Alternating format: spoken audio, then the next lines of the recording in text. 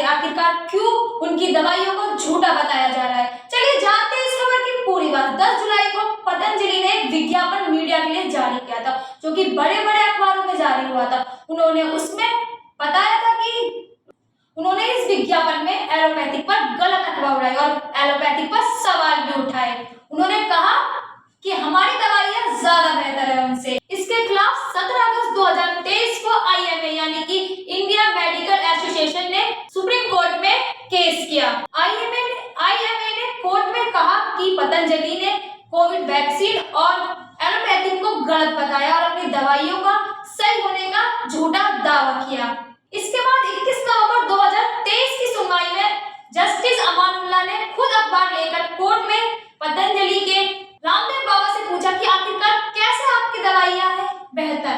Court ने पूछा आखिरकार कैसे आपकी दवाइयां लोगों को बिल्कुल स्वस्थ कर सकती है।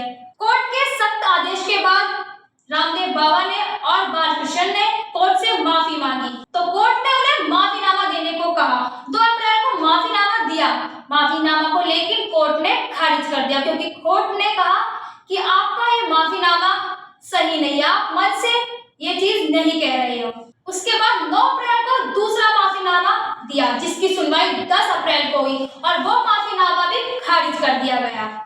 उसके बाद कोर्ट ने पतंजलि के वकील विपिन सिद्धि और मुकुल से कहा कि जानबूझ के कोर्ट के फैसलों का उल्लंघन हो रहा है, कार्रवाई के लिए तैयार रहिए। फिर कोर्ट ने कहा कि हम हल्फनामा को ठुकरा रहे हैं, यह सिर्फ एक कागज का टुकड़ा है। उसके बाद वकील मुकुल बोले कि गलतियां लोगों से होती है। फिर सुप्रीम कोर्ट ने कहा गलतियां की सजा भी मिलती है और तकलीफ भी होती है। फिर कोर्ट ने उत्तराखंड सरकार को भी जमकर सुनाया। उसके बाद ड्रग्स विभाग के जॉइंट डायरेक्टर मिथिलेश कुमार को हिंदी में जमकर उन्होंने सुनाया। फिर सुप्रीम कोर्ट ने कहा आपको शर्म आनी चाहिए, आपने किस आधार पर दोषियों को चेतावनी दी? इससे ज्यादा हम हिंदी में नहीं समझा सकते।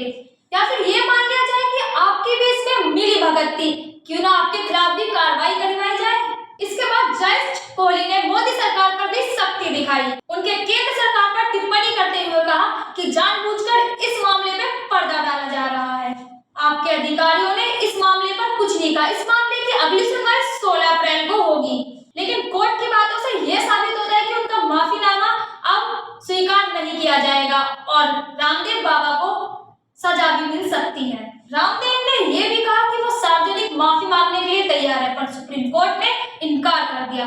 तो ये वीडियो आप